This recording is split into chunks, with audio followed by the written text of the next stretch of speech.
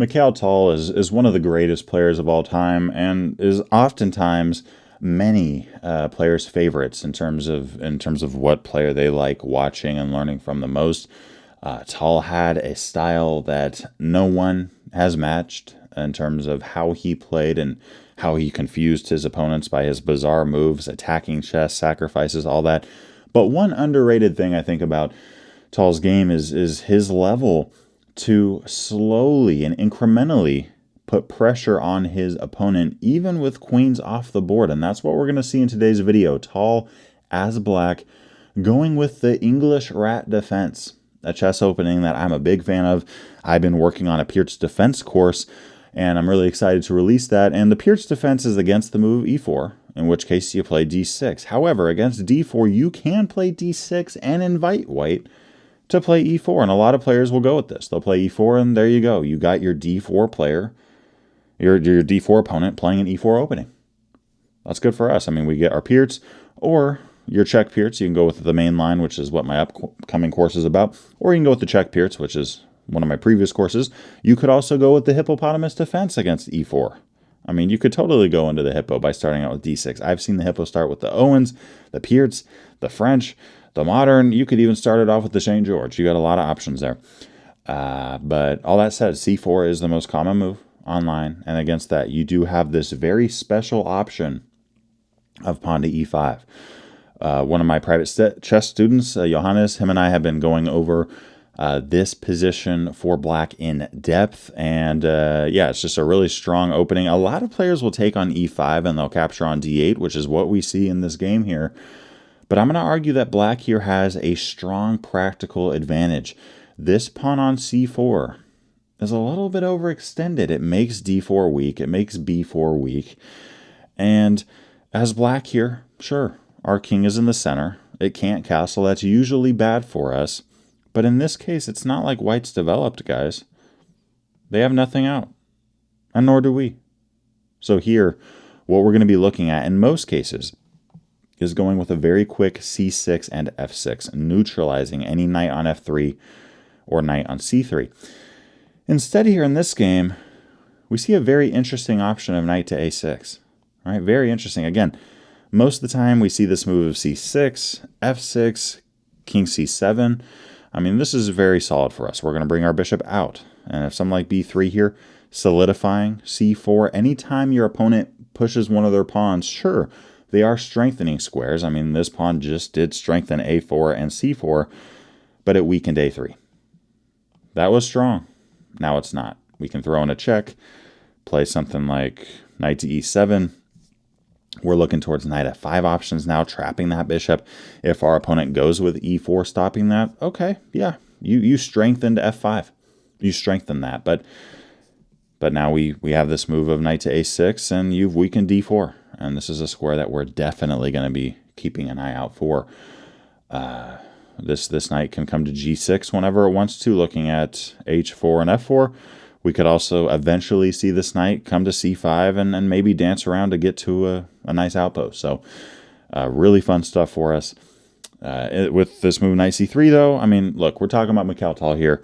He's always playing unconventionally. We see the move of knight to a6. The engine doesn't love this move, but hey, the whole point of this is that it defends c7. And now our king can run back to e8 carefree since c7 is covered. In the game here we have a check, we have another check, and now king to e8.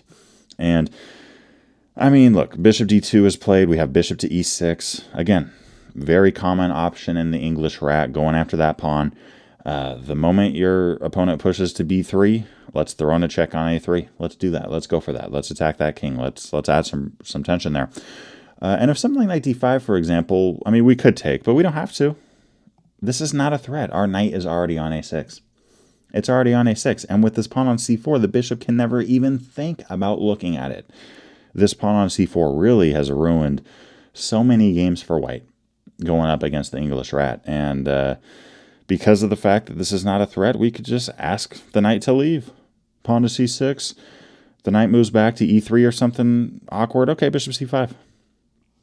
We have knight e7 as an option. We have knight b4 as an option. Let's say we see the move of a3, trying to put an end to any of that. trying to put a stop to that. Okay, well, at a certain point here, b3, that square is going to be something that we're looking at. And yeah, just really good play for us. And we also have the ability to take a lot of space over on the king side in this kind of position if we want to. If we want to take that space up. But okay, in the game here, bishop e6, we have the move of pawn to e3, which is a lot less weakening than b3 is, as we don't have any type of bishop a3 check against e3.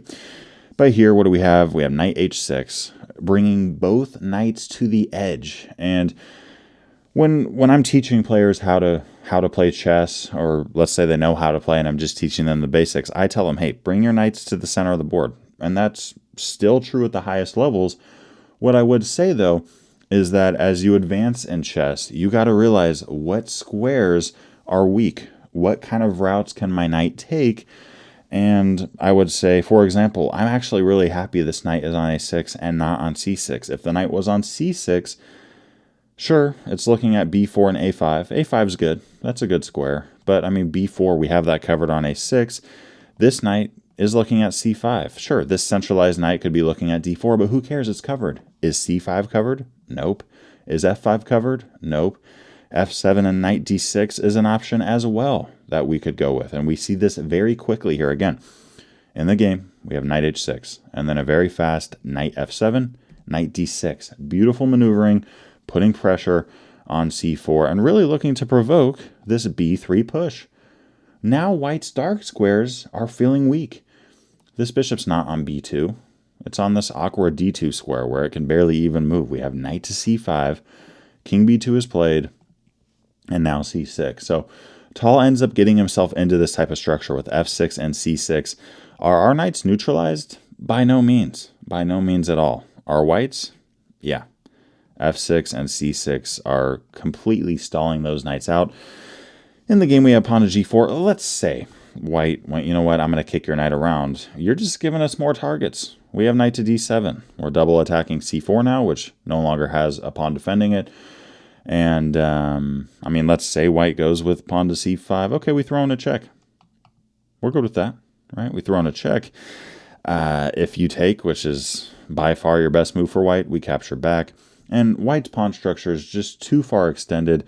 We have a bishop on f8 looking at all of these squares, which is a really big deal for us because, I mean, let's say the rook moves to c1. Let's start putting pressure. Let's play a5. You play a3.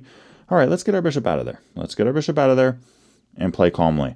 Here, how do we add more pressure against white's pawn structure? Not by taking. That neutralizes it, right? Now, of course, if we take here, I'm guessing we'd probably see the bishop capture back, and I still think that we definitely have a really nice game there. But what I'm recommending here is you play b6. Tension is good in this type of game.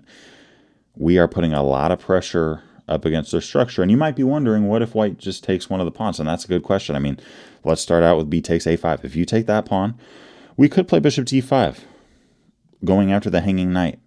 Could white play a takes b6? Sure, but then we're going to get that piece.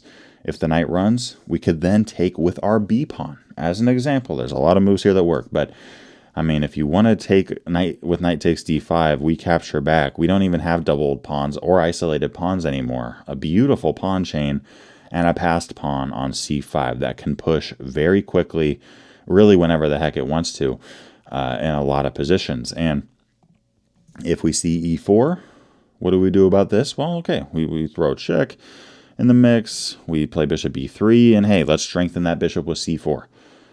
White does have a passed pawn, but so do we.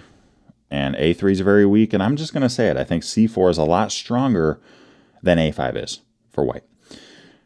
So again, if you see white take on a5, you know what? We'd love to take on c5, but hey, let's kick the knight out first and then look towards taking. If you see the move of c takes b6, there's a lot of moves here that give you an edge. Bishop g5 gives you an edge, gives you an advantage. Taking on b4, black is better. You could also mobilize your knight here, and if white decides to take on a5, we throw in a check on a4. Beautiful stuff. I mean, let's say the king runs, right? I mean, you got to run somewhere. Okay, bishop takes a3. And sure, take on c6 all you want. We have king d7, and when the rook drops back, we continue to mobilize. And we're down a pawn here. And sometimes you see this in English rat defense games. You go down a pawn, but your activity is through the charts. White's king cannot even move right now, and we're currently looking at bishop to b2 with check. This is nearly -4 for the black side. So really fun stuff. Really fun chess. I mean, white's got to be super careful to push any of these pawns, and even if they don't, we can still provoke those moves or directly put pressure with quick a5, a4, or b5 ideas. In the game, we have g4, and here we go. Pawn to a5, Tal here. Nope, there's no queens on the board, but black's knights are so much better than white's. And I haven't even talked about comparing the bishops. I think that our light squared bishop is better than theirs, and I think our dark squared bishop, even though it hasn't moved, is better than theirs because it's looking at this very nice diagonal. And this bishop just doesn't feel like it has a lot of potential in my mind right now. Now, by doing this, we're strengthening b4. We're weakening b6. That's good to take note of. b6 is weaker. Now, how can white target that? I mean, I guess you could play knight a4, but the moment you do that, our knight is already looking at that spot. You capture back. Okay, cool. Knight takes c4. Yet again, we're up material. We're up a pawn. I talk about this in my chess endgames course. If you are up a pawn in chess at any point, guys, if you're up a one pawn, most of the time you are objectively winning. It's just a matter of trading down, playing calm, simplifying, and getting into a winning endgame position, right? So that's just, you know, really good for us if we can get into that type of game. So knight a4 is not the answer for white. Let's say we see a3 looking to strengthen b4 a little bit. Okay, you know what? Rook b8. Even if you play a4 right now, trying to prevent b5, we're still going to do it. Take all you want, white. We have knight takes b3. Beautiful move. Whole idea being, you take on d6, bishop takes d6, and our knight is defended. And we're looking towards your king. And our bishops are active side by side. And if the king takes on b3 right now, we have rook takes b5 check, and this pawn is pinned. We're looking towards potentially taking the pawn right off, depending on where this king goes. And if the king looks to hold on to it, we add more pressure. This pawn, guys, just isn't going to survive in this kind of position. So all that said, guys, in the game here, we have bishop to e1. Sure, this activates the rook, but, I mean, the bishop is absolutely horrendous. As black, we have bishop to e7 from Tal, g5, and now king to f7. Guys, we want to be very careful to keep these pawns intact. Don't go taking this pawn, guys. Okay, you don't want to weaken your center. And if white takes here, which we didn't see in the game, but if white did do this, the general rule of thumb is just take back with a pawn. Right? It's important that you keep these here if you think that c6 or f6 are going to get compromised. Now, of course, if we played g5 earlier, we probably wouldn't have even ran into this as an idea at all, as that pawn would have blocked that advancement. But here, you don't want to take back with a non-pawn because, first off, I mean, rook takes d6 is winning. But on top of that, white can now think about knight g5 as an example, right? Take back with your pawn. Keep this knight neutralized. If they want to check you, they can do it, but they're going to have to give up a knight for only a pawn in return, if that. In the game, though, we have this move of bishop to e2. We have this centralizing move, rook h8. h4 is played, and black continues to put pressure on the white side. And sure, white is trying to do the same thing, but if you're looking at this from the white side, white's pieces really feel disjointed. They don't feel like they're in unity at all. They're cramped. They're awkward. For black, we have a much more natural setup, and our rooks are on good files. The knights are great. The bishops are great. As I said, our king is nicely tucked. If white tried b4, okay, cool. Let's add more pressure. b4 is hanging. c4 is hanging. And if you play a3 as white, we do got to be careful as black, okay? If we actually play bishop takes c4, we're losing now. Rook takes d6. Now, sure, we could take the rook back, but then white's going to take on c4. That would be technically even material at that moment in that position, but we would have a rook and a pawn, and our opponent would have two minor pieces, which is just winning for them. So we got to take on e2. White can now take. They'll capture back, and we're down the exchange. This is not good. So in this kind of instance, be careful about those intermediate moves, removing a defender. Here, throw in a check. White's in check. They got to respond somehow, and this is much more clean for us. We take back with the bishop. We're simply up a pawn, and as I've said, White's activity is non-existent. With a4, instead here, we have the move of h5, and here we actually have a mistake by Tal. I would say that this is really the first moment where he played a move I wouldn't recommend at all, and that's knight d4. Okay, now some of his other moves I might not recommend it per se, like his very quick knight a6 idea, but it was still a strong move. I would definitely say that this gives up some eval. Instead of this, what should we do? We should actually take on b3. We should take on b3. Now, hey, if White wants to take on f6, fine. We're going to take back with the pawn. Again, c6 or f6, if that gets captured, take back with a pawn. And if a takes b3, now we can play b5 and continue adding more pressure. And White's got to be careful because we're not just looking to take on c4 and win a pawn. That's great, but we're also looking to open up the b file. And the a file is already open. And look, if you take on b5 right now as White, bishop takes b3. Flying in, attacking their rook, and yeah, I mean, just really pretty stuff for us. But instead here we have the move knight d4. White here definitely had the opportunity to trade down, which White is getting attacked right now. We have a lot of pressure on that queen side. White should trade. If you're under pressure, trade down. Trade down, right? Take the rook here. Take the knight. Just get pieces off the board. Try to get into an endgame. All right, try to get into an endgame. Instead, we have g6 with check.